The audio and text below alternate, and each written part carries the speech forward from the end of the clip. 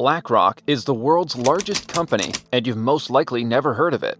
You could say it actually owns the whole world. It's a multinational investment company founded in New York City back in 1988 as a risk management and fixed income institutional asset manager. They are now the world's largest asset managers with assets worth $10 trillion under their belt. So you can imagine how big it is. Now you're probably curious about this BlackRock company, so we're going to discuss it in detail. Before we proceed, hit the subscribe button and smash the bell icon for more exciting updates.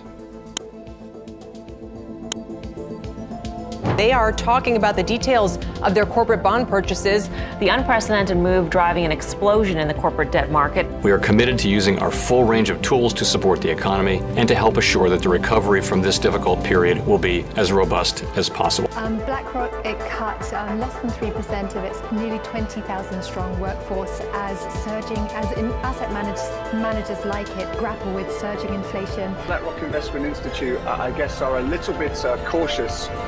We think actually the rise in equities that we're seeing is something maybe the Fed actually actively doesn't want to see.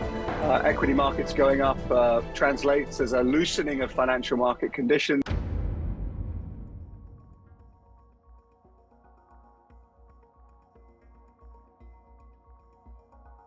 As we said, the company was established as a form of risk management and fixed income institutional asset manager by a person named Larry Fink. According to the most recent reports, this company is responsible for the circulation of $40 trillion worth of money around the world. That means that BlackRock is responsible for a quarter of the total money circulating on Earth. Everyone is fascinated with the CEOs of the main companies like Tesla, Google, Amazon, and Microsoft, but forget about them. The biggest players on the global financial stages are the CEOs within the BlackRock company.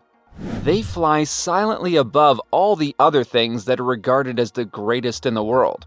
Now, this giant investment company has started to invest in different areas like energy, oil, gas, and in the banking sector.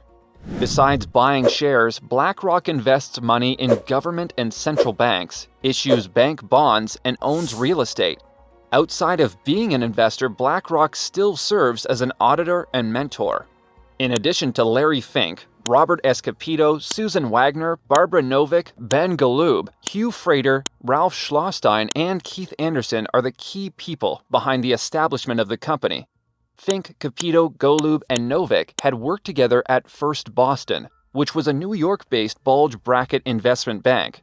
Fink and his team were the pioneers in the mortgage-backed securities market in the United States. However, First Boston lost more than $90 million under the leadership of Fink.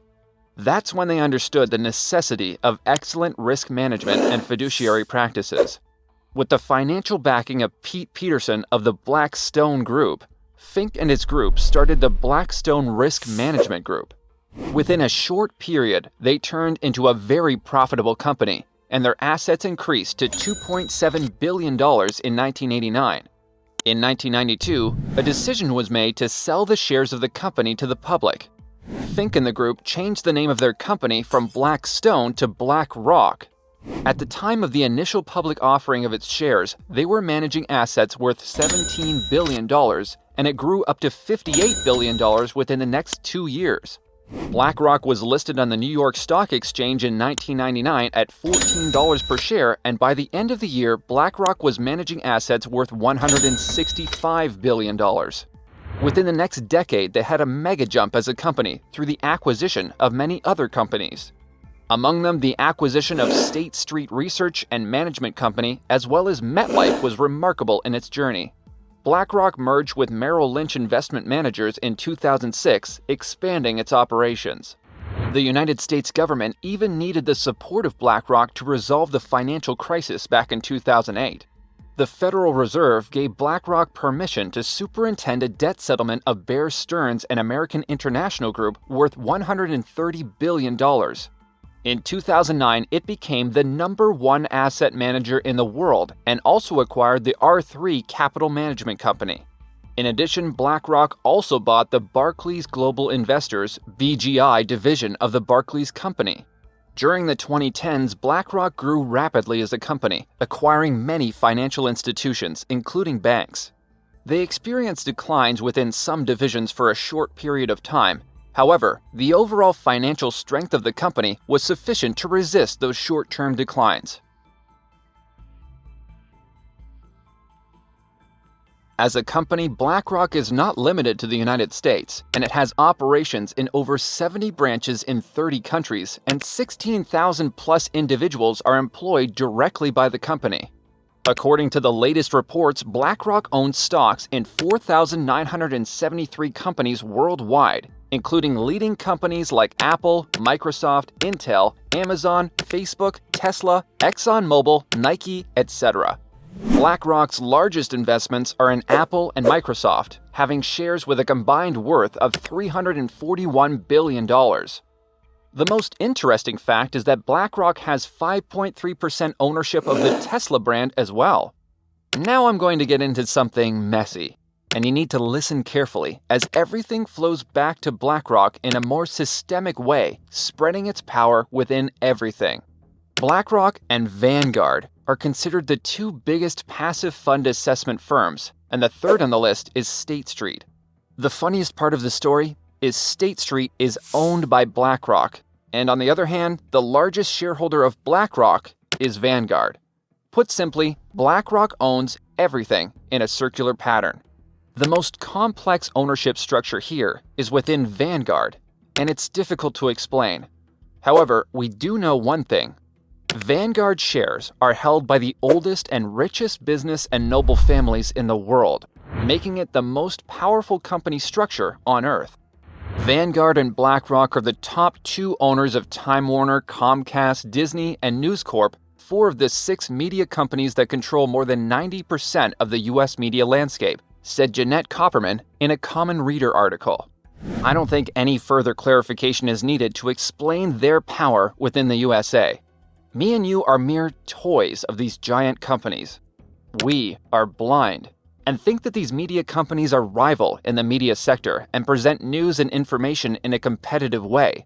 But in reality, all of them are handled by one central hub, and BlackRock has the power to create any type of news in the world. This is just a simple description of the way that they're handling the mainstream media, and their real power is far beyond that. No one knows who handles these things. There are CEOs and directors, but they're all linked in much more complex ways, and through it, real personalities behind the game are always hidden. The influence of BlackRock is not limited to the financial sector, and now, different personnel related to BlackRock are within the top posts of the administration. 3 executives of BlackRock are in Joe Biden's cabinet, and we can't expect that such officials would make decisions that would go against their company. There is a famous tradition within the BlackRock company of creating a shadow cabinet before United States elections. They have been unofficially named the 4th branch of government by the media as well as those in the financial industry. This is just a famous example. In such a way, BlackRock's people are everywhere, and they work in favor of BlackRock investments within the administrative regime. So, BlackRock has the economic and political power to arrange everything in a way that suits the demands of the company. And if they can be an influential factor in one of the strongest economies in the world, the United States, then there's no point in talking about other countries. One of the key reasons behind the success of the BlackRock company is the Aladdin program, which operates more than $21.6 trillion in assets. It utilizes 5,000 supercomputers at once to run heavy software which acts as the central nervous system for the world's most sophisticated investors and asset managers. Aladdin collects data points on every market, every asset, and every company. It blends all these things together and processes with its powerful AI to give a better analysis of everything.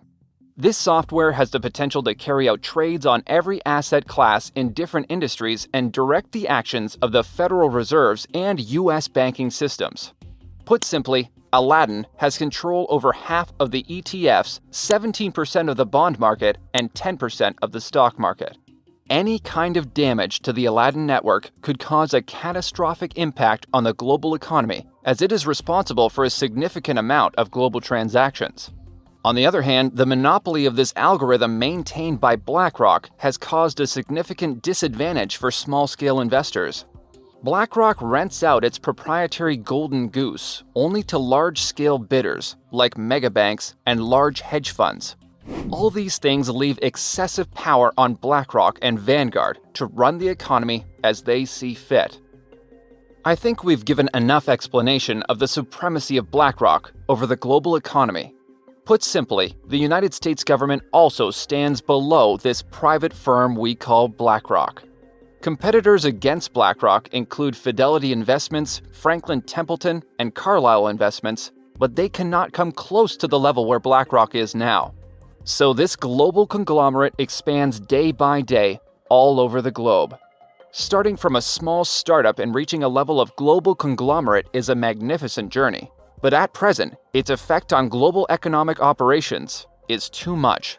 Like an octopus, BlackRock is spreading its tentacles over global economic, political, and technological sectors, being the biggest deciding factor.